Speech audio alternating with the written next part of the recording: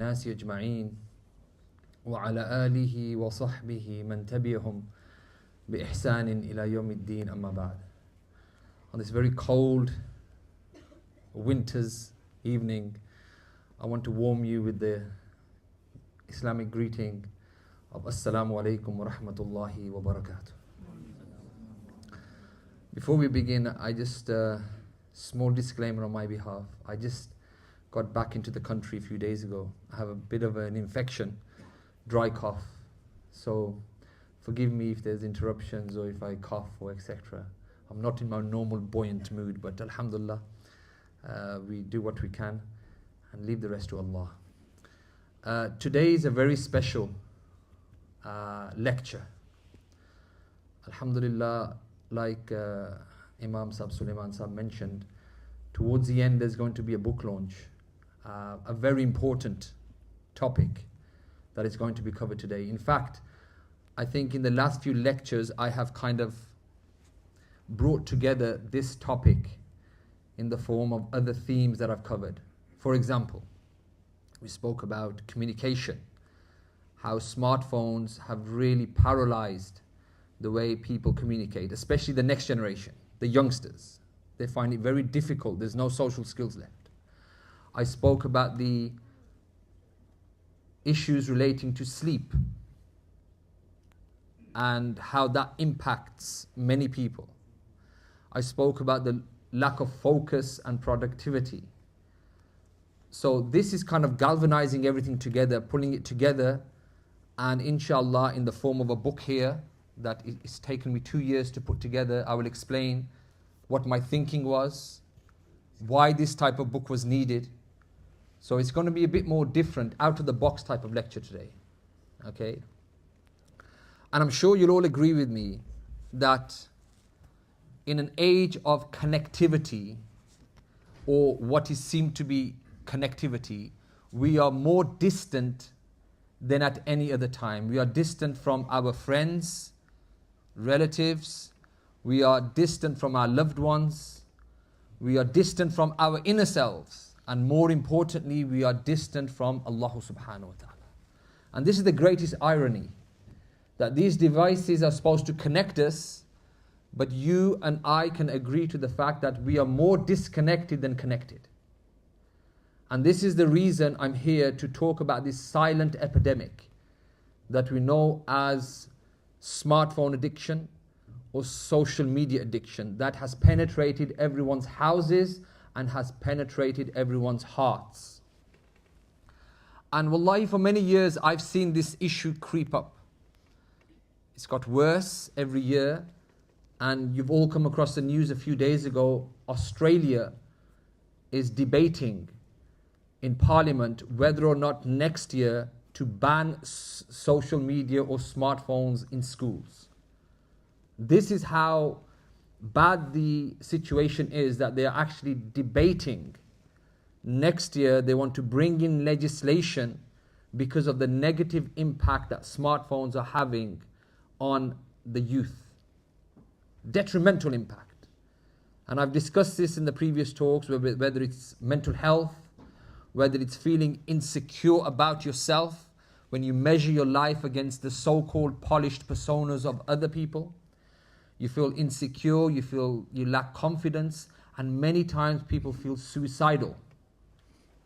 And that is why Australia is perhaps one of the countries that is going to lead the way and start introducing these measures. And as an educator, as a Muslim who's a da'iyah, as a person who does khutbahs, I always try and put my finger on the pulse when it comes to issues affecting the community. And this is very important for any person who is an educator, any person who has the responsibility of ascending the minbar, to try and also talk about issues that affect the people. Sometimes when we make Islam very abstract, very theoretical, people go away from the masjid without having anything to apply in their daily lives. So the khatib has to have and do research on things that are impacting the Muslim community. And smartphone addiction is definitely one issue that is affecting the Muslim community. You can look at the amount of or lack of literature that is out there that deals with this issue. When I was researching for this book, I think this book will perhaps be the only book, or maybe there might be another book out there that deals with this issue. And yet if you look at non-Muslims, there are 10 to a dozen books that talk about smartphone addiction, about digital minimalism, about atomic habits, about being the best version of yourself and minimizing your exposure to smartphones. Yet in the Muslim community, we people are supposed to be the best nation that has been raised amongst mankind. We're always playing catch up. We're always behind. We're not ahead of the curve. And this is why I wrote this book, to try and give my effort into try and address this issue. The journey has been a long one. I don't know if you remember, many years ago I did a lecture here as well, and it was well received because we even had, I think, Imam Sahib, you can mention, I think we had non-Muslims attend as well, from what I can remember. There were seats at the back, non-Muslims, we had 2 or 3 non-Muslims who attended. It was a decent event, and I did this talk in the form of a presentation. I had a PowerPoint presentation where I really unpacked the whole concept of smartphones, what is happening to the brain, the neuroscience, all the dopamine, the instant validation, everything was unpacked and placed in front of everyone, and everyone received this warmly, and they were saying, you know what, this makes sense. So I took the same talk across the country. Every masjid that I was connected to wanted me to do the same talk because their people were struggling. And it's not just smartphone addiction. You have many other addictions. You have drug addiction, pornography addiction. You have binge eating. All of these play on the same part of the brain that has been exploited by Silicon Valley. The prefrontal cortex, the reward system of the brain, everything to do with dopamine. So really wanted to put everything in the form of a book that was systematic in order, so that you can take it home, read at your own pace, and try and implement some of the strategies that I have placed in this book. Also, this book is different. Why? Because not only does it bridge the gap between Islamic perspective and a scientific perspective, but I also provide my own personal insights. As a person who has been giving da'wah for over a decade, I go to different parts of the community, Leicester, Derby, Manchester, Bradford. I have a snapshot of the Muslim community. I know what is working well within Muslim communities, and I know what areas can be improved on. I know where youngsters are struggling, what the challenges are, and that is why I feel that I'm in a good position to address these issues and perhaps include some case studies in this book, and that's exactly what I've done as well. There's anecdotes in this book about real life situations, about things that are unfortunately harmful to the Muslim community, so that you can have a taste of the reality of what's taking place. It's not abstract. It's real narratives to do with people who are struggling and some of the signs of this kind of struggle. So it's been since 2017-16, I have been working on the talks, and then over the last 2 years, post-COVID, I thought as a Muslim educator, as a person who has a strong background in social sciences, let's lay something out there. Let's put something out there for the Muslim community to benefit from. So this book offers a solution rooted in both Islamic sciences and scientific evidence, making this a very practical book for readers. Okay, so again, just going over some of the challenges. Many of you may understand, which I've discussed this in the last talk as well, the last few talks, but there's compelling statistics that I've provided in this book as well about the challenge that many of the youngsters are facing. And I just want to share with you a few. For example, 33% of users who scroll for 3 hours, just 3 hours, even though people are scrolling for longer than 3 hours a day. What do they feel? According to research, they feel anxiety, they feel loneliness, and they feel depression. Imagine. It's like you're hitting a wall. It's a dark place that people are entering. It's like a chamber where you feel like a quagmire. You're sinking deeper into the sand. And there's nothing you can do. So that's why this book is very important. It provides solutions. Another research statistic, 74% of surveyed adults believe that social media addiction or too much usage of social media contributes to higher suicide rates. Suicide. Because at the end of the day, when you see the polished personas of other people, the fake, and you don't realize the difference between fake and reality, that there is an online persona and an offline persona, what happens, you start measuring yourself and you feel insignificant. You think, my life isn't as good as X or Y person. He's wearing these great trainers, this great jacket, this great cap. He's getting all the likes and shares and everything. Yet me, my dad doesn't even buy me anything. I've got the worst family. Everyone else's family goes on 10 vacations a year. I just about go once every 3 years. So what happens? You start feeling insignificant. And then that contributes to a lower morale. And this is something else that's been well researched. And all of these things are mentioned, all the negative impacts that affect self-esteem. And like I mentioned before, I feel that this book is a unique contribution because it fills that critical gap. There's not many books out there that combine Islamic literature with what's happening to the brain. There's many books written out there by, top sellers. Cal Newport has done so many books about digital minimalism.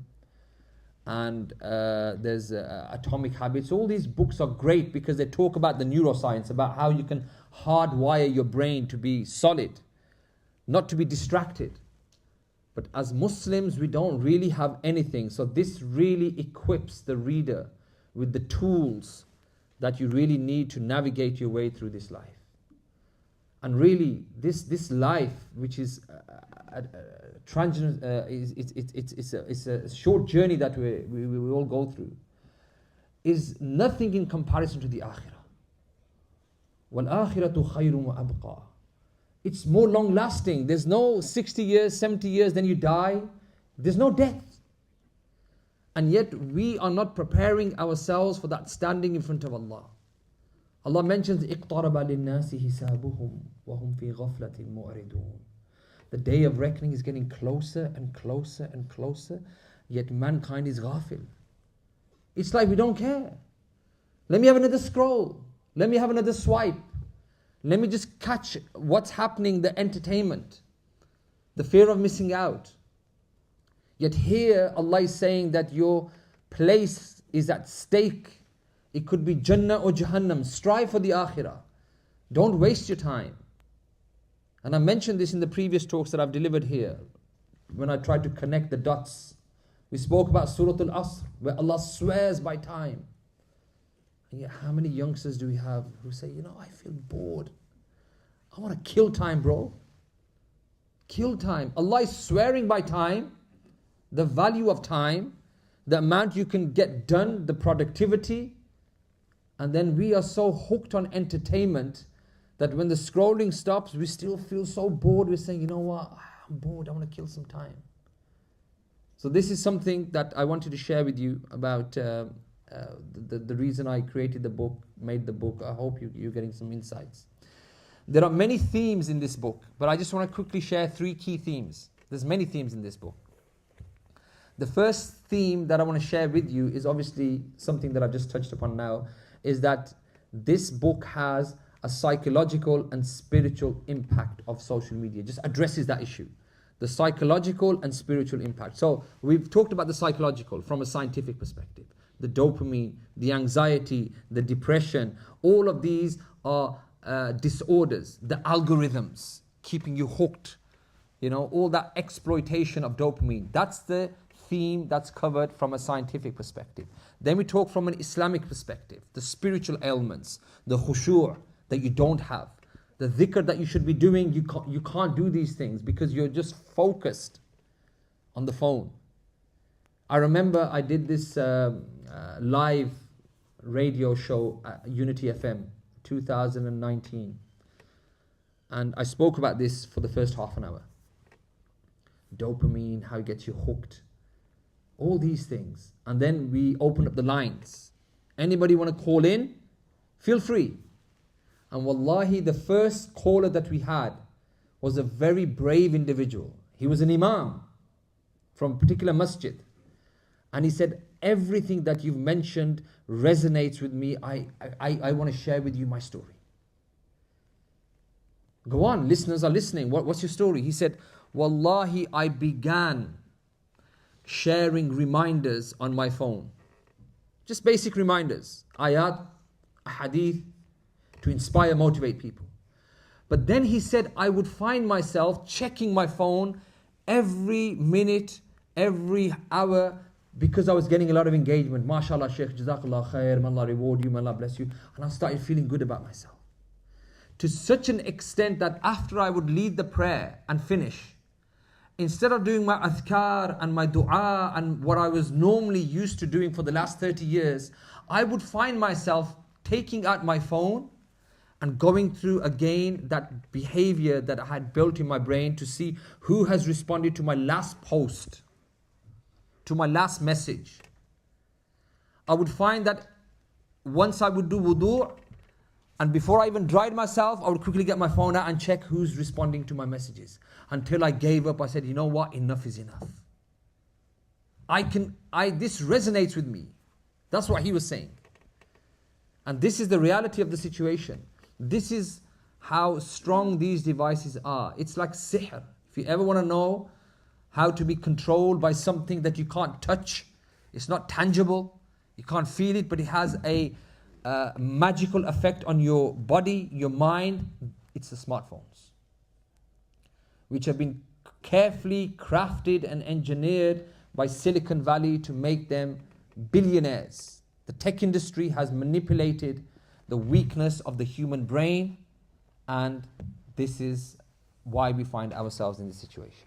So that's the first key theme, psychological and spiritual. Second one is social media and the concept of time in Islam. I dedicate the first few chapters to this. Like I've just mentioned, there's terms that are called like time famine. People are they have no time left in their life because they are spending so much time on these useless gadgets that they feel that they have no productivity. It's really impacting their productivity. That's from a scientific perspective. And then you look at it from an Islamic perspective, like I mentioned, Surah Al-Asr is just one surah. Allah swears by time, and there's many hadith, there's many other narrations about Nabi sallallahu alayhi wasallam saying, take advantage of different states. Your time, اغتنم خمسا قبل خمس, take advantage of 5 before 5. نعمتان مغبون فيهما كثير من الناس الصحة والفراغ. 2 blessings that Allah has given us that we don't value, and when they've gone, then we say, Ya Allah. One is siha, your health, and the second is your free time. We all have blessing of health, your eyes, your ears. But we spend our eyes looking at things we're not supposed to, wasting our time, instead of doing beneficial stuff, reading the Quran. And then when our sight is taken, then we say, Ya Allah, please, anything to cure my sight. I want to read the Mus'haf again. If your hearing is taken, because we're so used to listening to music and the wrong things, once it's gone, then we're pleading, Ya Allah, I just want to hear the recitation of the Imam during Taraweeh. Ya Allah. My spiritual state was so high, now I can't hear anything, Ya Allah. I neglected that blessing that you gave me by wasting it on other things, Ya Allah. So we need to utilize, and that's the second theme. And the third one is to foster a healthy relationship with smartphones. I'm not here to say throw these in the bin. No way. Islam is about the middle path, mutawassit, the balanced way, not the extreme. One extreme would be just throw them away. You go on a high, knee-jerk reaction. But I'll tell you one thing, 2 days later you'll be scrummaging through that bin when you have your withdrawal symptoms. Get it back out. That's an extreme. And the other extreme is you just don't come off the phone. Islam is the middle path. You get the balance. You use your phone, but you don't let your phone use you. That's the balance. You can read Quran on your phone. You can memorize. You can have access to everything. But are you using your phone for the good things, or are you using it for the bad things? And this is what I mentioned as another theme, is to foster a healthy relationship with the phone. But some people, they don't do this. Meaning that they've had enough of these phones. And they've started introducing dumb phones. Does anyone know what a dumb phone is? This is a smartphone, right? They're beginning to introduce dumb phones. Dumb phones are going back 15 years, pre-smartphone era, your normal Nokia 9210 or whatever it is. Small phones, great at taking calls, great at receiving SMS, that's it. No other functionality. And people are saying, that's sufficient for me. I don't need anything else. If my loved one wants to contact me, I have the same number. But it's just going to be taking a call. How are you? Great, fine. I'll be home at this time, thank you. Or SMS if it's important. I'm not going to get sidetracked by WhatsApp, Instagram, Twitter, Snapchat. There's nothing like that. It's a normal Nokia 9210. And there are so many people who are on those phones now, because it is really impacting their productivity. Some people have lost jobs because they couldn't focus on their work, and there's the gamble, the risk that they wanted to take. And all of a sudden, manager calls them in, you're slacking at work. Give you a warning. Okay, fine. Carry on. A few days later, can't help it again. Until they get sacked. They cannot get the balance right.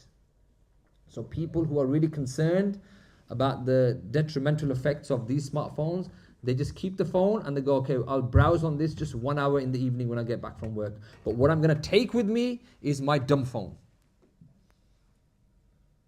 In my car, on the bus, I can read a book. I can Quran, anything, but I'm not going to take smartphone because this is a waste of time. And then also the emotional impact. Not just your emotional impact in terms of when you measure yourself against other people, with what's going on across the world. It's sad. When you're tuned in to something so much that you are seeing people being killed, massacred daily, it does really put people on a tipping point. Everyone is different. My tolerance level is different to your tolerance level. Your tolerance level could be different to the one sitting next to you. People actually go mad when they start seeing, or they are bombarded with certain images day in, day out, people screaming, crying, dying. They need to disconnect. They need time out. And it's very hard to do that. So the next part I wanted to discuss was some insights from this book.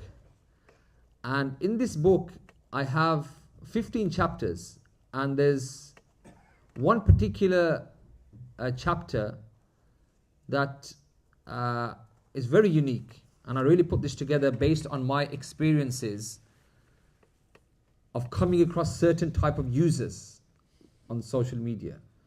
So I've called this chapter 3, the online character parade, types of social media users. So I mentioned that when it comes to social media engagement, there's different types of users, and this is like a very comical, tongue-in-cheek look at the different types of social media users there are. So I just want to share 3 with you, basically, just to give you a bit of a flavor. So you've got names such as stealth mode scroller. So this person is stealth mode, meaning that they won't actively put anything on. There's no posts for maybe a year or 2.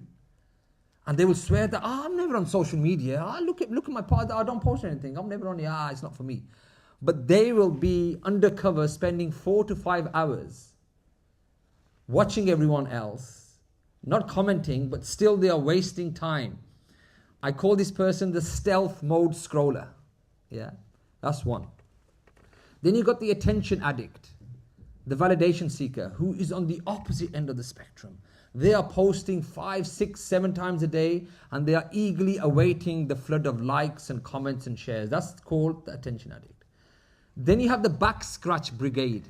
You know, coin these names. The back scratch brigade. You scratch my back, I scratch yours. And this type of person is one who thrives on the cycle of mutual validation. So when somebody uploads, they're quick to like that post, and then they get the reciprocation of, okay, he likes my post. But things turn sour when one day he doesn't like that person's post, and then they say, you know what, you didn't like my post, I'm not going to like yours. It becomes a tit for tat. So you'll be surprised there are lots of people out there who are just scratching each other's back just to get the validation. Then you have another one called the virtual hug seeker. Let me read about this. This is a decent passage. This individual often turns to social media as a refuge, pouring out their worries and seeking a comfortable virtual teddy bear hug from the online community. Rather than turning to healthier coping mechanisms, such as going for a walk, talking to a friend, seeking counseling, or connecting with Allah through prayer during life's trials, they spend hours each day sharing their struggles with the world. Posting on social media has become an emotional ritual where every minor setback and significant challenge is detailed in notifications and updates. Initially, the digital community responds with empathy and support, rallying around them with words of encouragement and virtual companionship. However, as time goes on, many friends and followers begin to feel overwhelmed by the constant stream of emotional posts.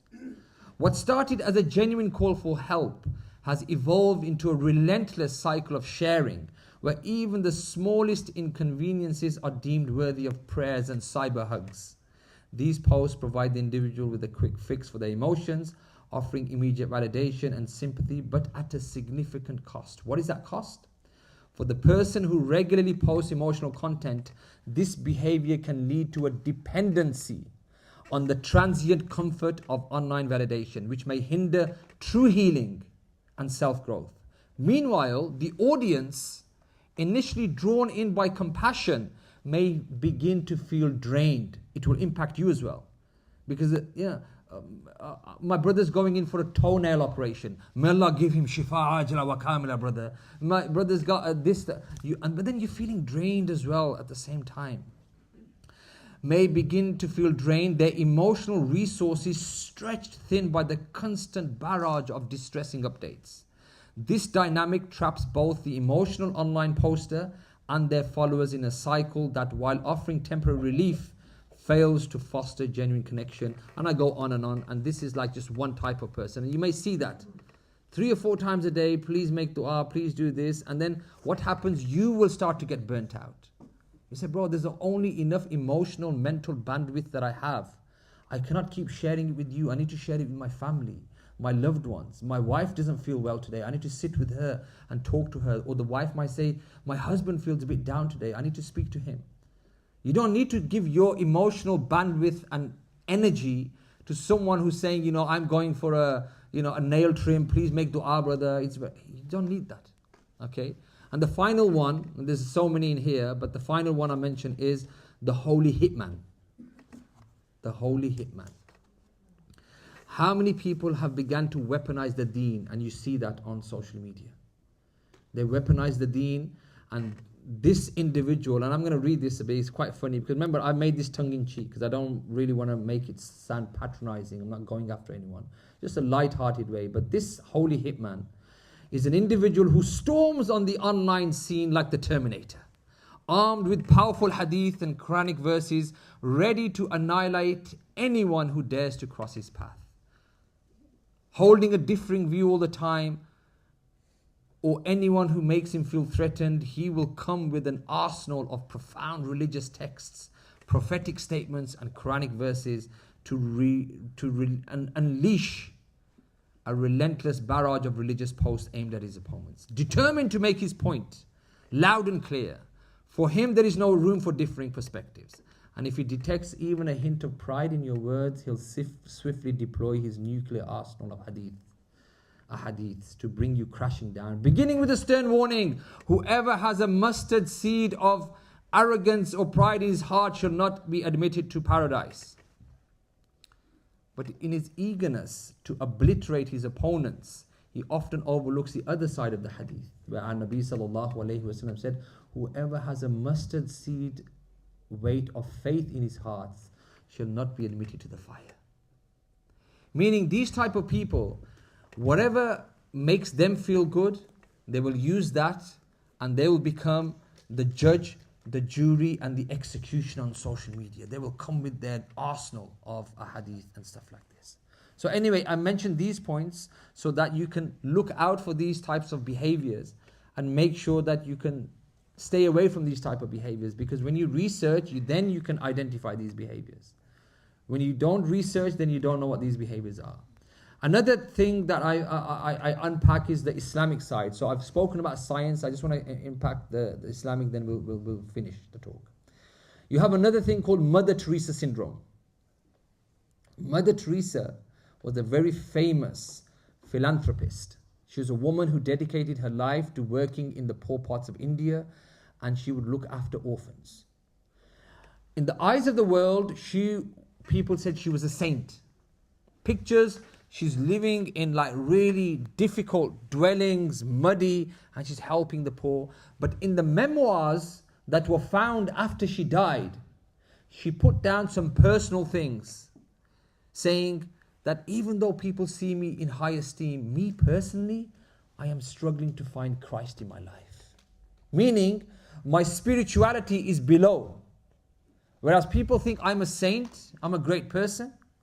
And sadly, this is what we will fall into sometimes when we see a lot of people who are openly displaying piety and getting all the validation. MashaAllah, brother, you're great, you're great, you're great. But deep down, they are struggling with their spirituality. Never publicly display your, and I always said this when I used to be in the charity sector, don't measure my persona with when I'm going on deployment, if I have a child next to me, an orphan, if I'm doing this. Don't say, Waseem is such a great guy. I know I'm not a great guy. That's marketing. That's fundraising. That's showing you that your money is now being given to these people. Doesn't mean I have a halo on my head. But we're seeing a lot of this kind of stuff now. We're seeing a lot of people who get the buzz, the dopamine, but deep down they're struggling with the basics of Islam. We're reminded of a narration when Umar radiallahu ta'ala anhu used to follow Abu Bakr as-Siddiq radiallahu ta'ala anhu. Every morning after Fajr, where's this man going? He's not telling anyone, and he's being very, very secretive. So we'd go, or Abu Bakr would go, look behind, no one's looking, he would go through the gullies, and Umar is saying, Ya Abu Bakr, I hope you're not doing anything really bad here. I have husn al-dhan, but the way you're just like doing this, you're looking behind, no one's looking, you're going through the gully, Ali, what's going on? So he follows him and he waits until he sees him going into a house. So he stays behind. An hour or two later, Abu Bakr comes out the house and again he's looking left and right, no one's looking, secretly, he's gone. Today, Umar says, you know what, I've got this guy, he's leading a double life. Who has he got down there? Who? Is he doing something wrong? So he goes to the door, knocks on the door. There's the sound of an old woman. Who is it? It's me, Umar. Okay, I can't get up. I'm old, feeble. Just come on, the door's open. So he goes in. And some narrations mention the lady was blind. Some narrations mentioned that she was very, very old, weak, feeble. So he said, who is that man who just left? What's his business with you? Why does he come here? She goes, I don't know who he is. I can't see. But all I know is that he comes every morning. He asks me, are you okay? Is there anything you need to clean, cook, whatever? And then he does all this and then he leaves. Even I don't know who he is. And then Umar said, Ya Abu Bakr, today you have beaten me. Secret. هَلَّكَ سِرٌ عِنْدَ اللَّهِ بَيْنَكَ وَبَيْنَ اللَّهِ. That's what that Nasheed mentions. Do you have a secret between you and Allah that only you and Allah know? Without posting it on Facebook and social media for the cheap hits. Oh, today I was walking past a beggar on the street and I bought him a cup of coffee. Look, he's even smiling. Gee, smile. Is that really for the sake of Allah? And we have so many people doing this. And I have a whole chapter dedicated to not just this philanthropy, but also when we go for Umrah and Hajj. You have to tell the whole world in your ihram, okay, wait there, no, 45 degrees to your right, okay, the Kaaba there, okay, make dua now. What are you doing? Then, mashallah, mashallah. Nothing is kept secret. And our Nabi sallallahu alayhi wa sallam is saying, be careful of riyah. It's a minor shirk. Other narrations mention Allah will say on the day of judgment, go and get your reward from those people who you're doing it for. I'm not going to give you any reward. It was not for me, it was for the people. Now go and seek your reward from the people. And which person is going to give you reward? Na'udhu billah. Allah is Allah. He is the only one who can give you reward. So if you do it for the sake of people, just to get the cheap likes, when you go for Umrah, you go for Hajj, you go for these places, then it's pointless. And how many people do you see when they're doing tawaf around the Kaaba, they've got their Facebook live on. They cannot even do their ibadat properly because they're talking to Auntie Ji and Mummy Ji and everyone's saying, yeah, do dua for me. And sometimes you can't help but look and you see a guy who's like lying with his feet on the table, looking up with a cigarette in his mouth saying, yeah, nice, I can see the Kaaba. Subhanallah, what is this? It's shocking. All of this is linked to smartphones.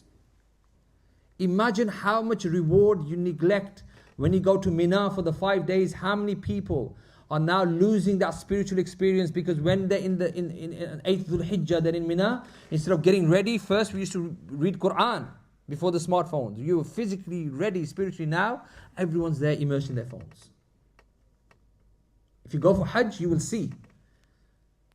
Put the phones away. These are the most life-changing 5 days of your life. And again, smartphones are things that do this. And the last 2 points you have that I mentioned in this book, evil eye and jealousy. Every time you keep uploading pictures, look at my marriage, my family, my car, my biceps, my triceps, my whatever seps, the next thing you know, evil eye. Our Nabi sallallahu alayhi wasallam said, this is haqq. It will hit you. And if it hits you, I've seen people who've lost millions as businessmen. I've seen people who have been disfigured. They were beautiful, but they were disfigured. This comes from people's hearts. And this really amplifies it. Smartphones. And jealousy is real. If the brothers of Yusuf alayhi salam, they could get him, throw him in a well. Why? Because of his relationship with his father, Yaqub alayhi salam. Their dad gives him more time than us. You know what? Let's conspire. Let's get rid of him. To such an extent that they even lied to the father. A wolf took him. Look, here's a blood-stained shirt. Were these people gangsters? Were they roadmen? Did they come from a bad background where you say, they had a troubled upbringing? No. They were the grandsons of Anbiya. Who was their father? Yaqub alayhi salam. Who was their grandfather? Ishaq alayhi salam. Who was their great-grandfather? Ibrahim alayhi salam. Look at the prophetic lineage. And yet shaitan still came to them and made them do something. How do you think you and I will fare on the world of social media, smartphones? Constantly seeing somebody uploading. You'd say, you know what, I wish this guy dies, man. And this is what research mentions as well. There's a research paper that is called, the more you upload posts about yourself, the more people hate you. Non-Muslims wrote that. So at the beginning, it's all the customary kind of, well done, I like that. But deep down, they're like, show off, poser, hope you die, hope you crash. So I ran this lecture up by mentioning that these are some of the issues that you and I know we are facing in the real world. This book offers solutions. And really, social media or smartphones are a tool that can either serve you or it can enslave you. The choice is yours. I don't have Twitter account. I don't have Instagram account. I don't have Snapchat. I don't have TikTok. Alhamdulillah, I feel that on this particular topic, I can walk the walk. In other areas of my life, I'm far from perfect. But on this one, I feel that at least I'm not coming from a place of jealousy, like, well, I've got Instagram page, but I've got many followers, so I'm jealous of other speakers, so I'm going to say, I've got nothing like this. And I'm thinking sometimes when I do get consumed on status or WhatsApp, and I know it's wrong, what is happening to people who've got Instagram accounts and TikTok and Snapchat and Twitter? What's happening? You're lost in this quagmire, this vortex, which is sucking you in. So this is something you need to understand. This book is a humble effort for us to reclaim our time, our focus, our spirituality. And so I leave you with a challenge. Let today be a day where you reflect on what I've mentioned about your time in this dunya, and however much time you have left, Allah knows best, but how are you going to change your behaviors when it comes to your smartphone? Okay? Are you going to minimize the time and start doing other productive things? Start small, but start now. You don't have to make massive changes, but start small, incremental. Allah subhanahu wa ta'ala loves those things that are done regularly and consistently, even if they're few micro steps. But do something like this. May Allah subhanahu wa ta'ala give us tawfiq to use technology wisely, and may Allah subhanahu wa ta'ala allow us to use smartphones as a means to strengthen our deen and our purpose in the world.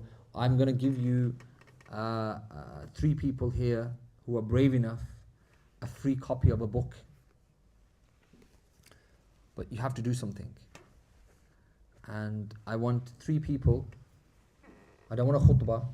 I don't want a lecture. I want 3 people to be brave enough to come to the front, one after another, 3 hands to go up, and share brief personal stories about how social media has either positively or negatively impacted your life. Think about this. Come on, it's got to be at least a minute or 2. I don't want you just coming up and saying, well, my smartphone has been terrible. Thank you, have the book and I'll run away. No. It has to have a bit of meaning, a bit of structure. Think about this now. I'm going to get the first person to come up, and then our respected Hadi Yusuf Saab as well, may Allah bless him. With the book, he has also donated ittar as well. So you're going to take a book and ittar as well. So who's going to be the first one? You put your hand up quite quick, okay? You ready? Bismillah. Come on in. MashaAllah. What's your name? Dawood. Okay. So over to you. So the question again is, how has social media impacted you? Is it positive or negative? Bismillah. It's negative because like sometimes on social media they lie about some of the hadith, and they like interpret some of the hadith and Quran wrongly, so they give wrong information, and then that can like slowly like try and make your iman weaker. So whenever I hear something like about Islam on like YouTube and stuff, I always ask like my parents to see if it's like right or correct and authentic. MashaAllah, well done. That's a very good answer. Stay here, Dawood. So basically what Dawood is saying is that there's so much misinformation out there, especially when it comes to your iman, your religion, and he goes to his parents as the first point of contact because he knows that there's a lot of people out there who set a lot of traps to take you away from the Quran and Sunnah. So I thought that was a very, very good, mashallah, answer. Enjoy, Dawood, and once you've read it, give it to other people who can benefit. Inshallah, next time I'm here, I'll ask you how your book reading journey has been. Okay, mashallah. Okay, actually, Dawood, can I ask you to pick the next person? But try not to pick a friend. Just pick, or someone. On the right. Yeah. Okay, the one on the. Okay, yes. Come on.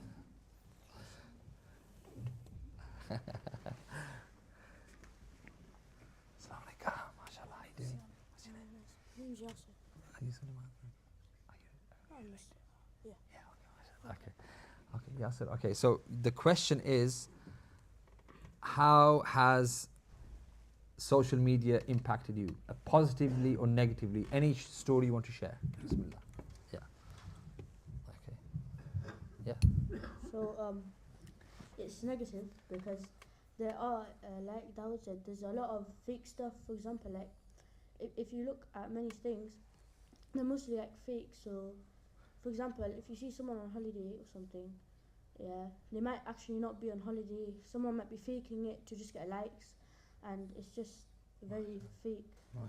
Many people fall for this as well, so you should always just stay away from it. MashaAllah, Yusuf. Yasir. MashaAllah, well done, Yasir. Look at that. SubhanAllah, this is what education can do. Young age, your eyes open, the blinkers come off, and you start seeing things, what Yasir just mentioned. People who try and showcase something which ain't really true, don't let it bother you. Don't start thinking, okay, why is my life like that? Let them live their life. You be happy with yours, mashallah. Yasir, well done. So this is your book. And There you go. Enjoy. Yeah.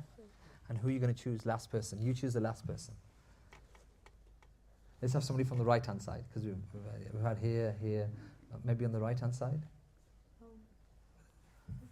You choose. Yeah. Okay. Mr. Mackenzie. MashaAllah. Yusuf. You know Yusuf? Yeah. MashaAllah. How are you doing? How old are you, Yusuf? 11. MashaAllah. Okay, so how has social media impacted you? Any story, positive or negative? Here, Bismillah. I think it's both, because it can be positive because you can learn Quran and real hadith from the internet, but it can be negative because like when I'm going on YouTube to do my Quran, I just see videos that can distract me and stuff like that. MashaAllah. And what happens when you get distracted? Then I just go into the video and then I don't do my Quran. Yeah. And so you could recite more Quran if you were not distracted. That would increase your quality. Is that correct? Yeah. Okay, MashaAllah, MashaAllah. Yusuf, you take the last one. Enjoy. Allah bless you, and that's yours as well. Fantastic. Okay.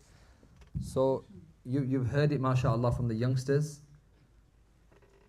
Digital distraction, the trap is set. Even if you're doing something noble like reading the Quran, you get these distractions. You can't help but go down the rabbit hole. And what happens? Ultimately, it can jeopardize your Quran memorization. You could be stuck on the Quran for 6 years. Or if you leave your phone, you could do it in 3 years because you've got no distraction. I ask Allah subhanahu wa ta'ala to make things easy. If anybody wants to get a copy, you can get it from the office or from the community hall. Speak to the brothers, Brother Umair. You can even go onto the website later on, www.digitaldistraction.co.uk. You have it in audio format, you have a book, you have an ebook. Our aim as educators is to disseminate the information or the knowledge, and it's up to you now to apply this and be the best version of yourselves. There's no excuses now. You can't say that you didn't know about these smartphones, okay? We ask Allah subhanahu wa ta'ala to bless each and every one of you. Have a safe journey back. Jazakumullah khair. Wassalamu alaikum wa rahmatullahi wa barakatuh.